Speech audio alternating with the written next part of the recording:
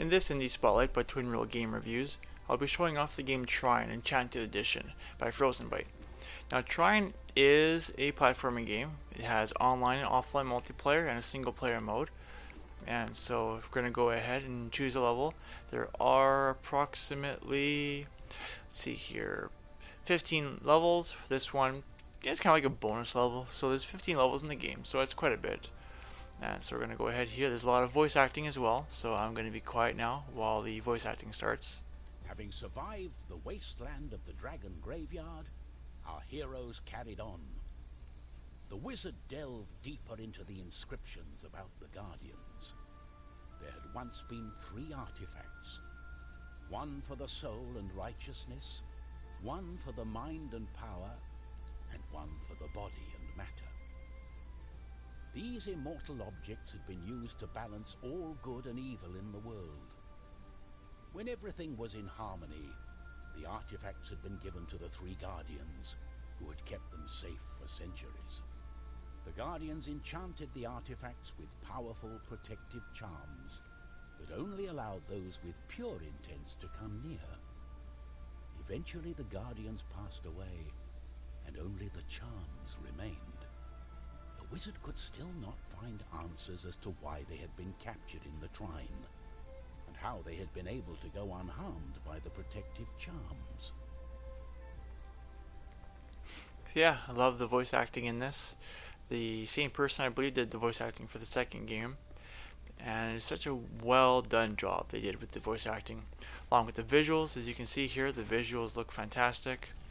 The audio, besides the narration, you got the sound effects, the music in the background there. Really well done. I'm very pleased with what they've done for this game and the second game. Now this game I have beaten. The second game I haven't beaten. I've played a couple of the levels, but then I stopped when I found out that the first game was coming out and wanted to play the first one just to kind of keep up with the story the proper way. And so I've actually, like I said, I've beaten this one. Now I have to find time to play and actually go through and beat the second game. And ironically, Frozenbyte has a third game out, which is not on the Wii U, at least not yet. I hope they bring it to the Wii U, but I guess it depends on how sales for the first game was and the second one, if they decide to actually do that or not. So here's hoping for that part. Now we're just working our way up and across here. Gotta be careful. You got 3 guys, as you can see here. You've got your knight, which has the shield for protection, along with a sword and a hammer, depending on which one you activate. The thief has the hook shot there, and the bow and arrow. And the wizard is used mainly for creating blocks and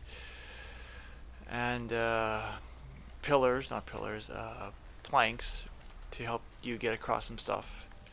So we just gotta get up here, work our way back up on here since I fell down. Quickly take him out.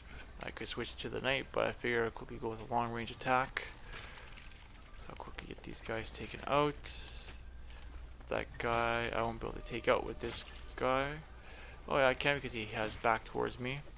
So let's quickly take these guys out. Oh, there goes my ride. Quickly grab onto that. And as you can see here, the animations are fairly smooth. The only drawback though is some of the physics. As you can see, it's fairly loose physics. And so that's one of the main gripes I have with both of the games for what I played, is that the physics for the movement could be a bit tighter when it comes to like jumping and stuff like that. Even the AI characters seem to be a little loose on the movement, but it's just a small thing, no big issue. So we're just going through here. We got a hook up there so we can get this level completed. Work our way up and around. And I believe there was something up there, maybe not, just using for, I guess, extra leverage. So work our way across here.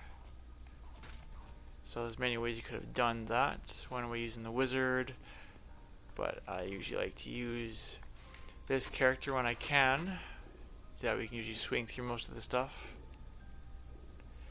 So yeah, the water effects there, kind of floating around, little waves within the water. Background effects there with the crystals, and you see the water kind of shining on the walls in the background there, so that looks really cool as well. The mist in the background there in the bottom right. So much attention to details, like wow. I'm very excited, very pleased with how this game ended up turning out. And now I just got myself into the water by mistake. Let me get up and out quickly. Take that guy out. There we go. So let's try this again. Work our way over. There we go. I think I'm almost done this. Get over to here.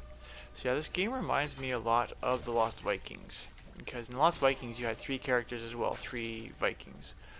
And in that game you had to rotate between the 3 Vikings. Each one had their own abilities, and you had to use those abilities wisely. And so that's what drew me to this game for the most part, was that whole multiple character aspect where you have to utilize their abilities in the right way. And didn't quite get my guy up there in time, but we're at the end. I go to the next level, but then narration will start right away for that level. But all in all, yeah, had a lot of fun playing this game, and highly recommend, anyone who likes platformers with some puzzle solving to give it a try. Like I said, there is the multiplayer, single player modes that are in it, and there's a demo for the second game as well. And if you have one of the games, or if you buy one of the games, the other game will be discounted as well on the eShop, unless that feature gets taken away, but as of right now it is still there. All in all, I would highly recommend trying out the demo and picking this up, and that's it for this Indie Spotlight.